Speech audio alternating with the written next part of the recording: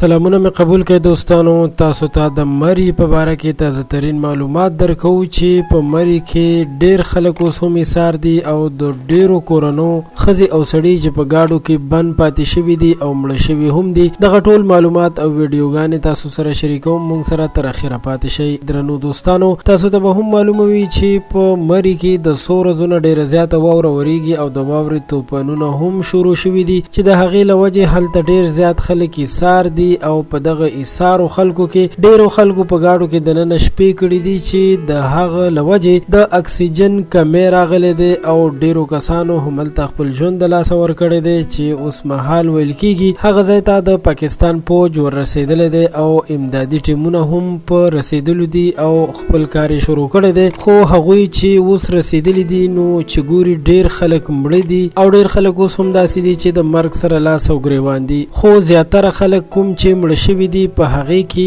د یو کورنۍ 4 او 5 کسان شامل دي چې په دغه کورنۍ باندې اوس مهال ډیر لوی غم تیریږي. یقینا دوستانو چې دا ډیر زیات دردونکی او افسوسناک خبر دی، ځکه چې د دغه خلکو کورنۍ اوس ډیر زیات په غم او ویر باندې ناستې دي. دعا وکړو چې الله تعالی دې د دې کورنۍ ته د زړه صبر ورکړي او د نورو خلکو نه هیله کوو چې هیڅکله هم په یخنۍ کې داسې ځایونو ته سفر ونه کړي چې هلته د واورې طوفانونه او یا د ډېرې واورې ورېدو امکان وي. الله تعالی دې وکړي چې کوم خلک هلته بند پاتې دي هغوی هم زر تر زره روغ جوړ راوځي او خپلو کورونو ته واپس شي.